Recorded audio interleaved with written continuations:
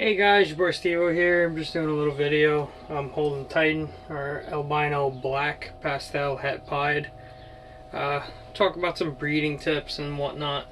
Most people probably know this, people that don't. I personally would breed during a rainstorm. For some reason, nature's instincts, the clue, like drop down in temperature, usually works. I would say most of the time. But it also depends on season and how hot or cold it is, and it fluctuates. I have some males that will breed non-stop.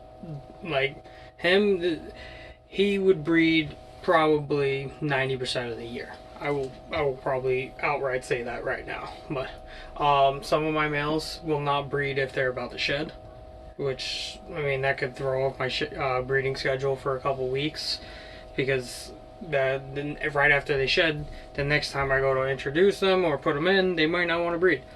And then it also depends on how stressed out the animal is. If the female is willing to let the male breed. Some of my snakes, like a couple of them, don't seem interested, and that's probably because currently the climate is different. I mean, temperature in here is relatively controlled. I try to keep it at like 76 to 78, at least that's what I'm trying. The air unit that I'm going to be putting in here to balance it out, for the most part, is I keep these windows open so air does circulate. They do get a little bit of, not to say nighttime air when it drops down, but it still stays at that like kind of temperature gradient, but it's circulated because there's fresh air coming in. So I mean, what I've noticed working for the most part is I breed, I breed my snakes every couple weeks, try to get like a decent amount of locks in. Like my goal for breeding them would be like 6 to 7. Some people do it differently. Some people go only 3 or 4 times over a couple months. So I mean, it also depends on what type of breeding plan or setup you have, because everyone does it differently. Like this little guy, he bred the Trixie. Trixie looks like a giant baseball bat. I mean, alright, let me just put this. See, this handle doesn't look that big, doesn't look that thick. Times this by like 5 in thickness. That's how big Trixie is. She is going to pop any day. I'll most likely be doing a video on that, so hopefully we'll see what happens. But yeah, breeding can change one's perspective on how they do their setups and what they're doing. And obviously, let me just put Titan back. Your plan may change depending on what your snakes are telling you. And I know I did this in a video, and I also I've seen people mention this, like on my channel, my content. If you don't like it, go somewhere else. Sometimes this is educational, sometimes it's not. It's more for spreading information and not spreading misinformation. So, like, argument's sake, some of my snakes might only breed during winter season. Then I have a couple snakes that might not even breed all summer. It really depends on the season. Last year, I had a couple snakes breed into the summer, no problem. I had a nice couple clutches, and I mean, that's what happens. But Cream Puff is with Rocky. Rocky, from the looks of it, didn't breed her again. And he's getting defensive, so maybe he's trying to breed her. I've noticed that a couple times. He's gotten defensive when he was in with a female, so I'll leave him alone. Maybe Banana? Nope. PBJ is not breeding, so he either did it last night, or he's not interested, or she's not letting him. So, and this is the dangerous thing to do, because I'm sticking my face right at the edge of the tub where the female is looking at me. So, just show you PBJ.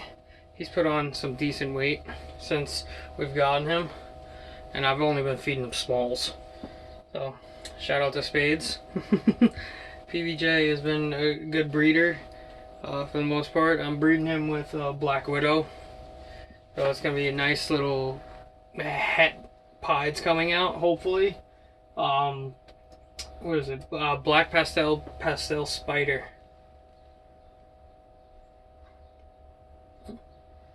I can't stop looking at him. He's gorgeous. I'm also trying to make sure he doesn't bite me. There we go, buddy. So, nice looking pied male. So, we can get a banana Black Widow het pied. That'd be awesome. And then I'm debating what to do with him after that. I might put him back to our girl Christine, the banana girl. Get some more het bananas.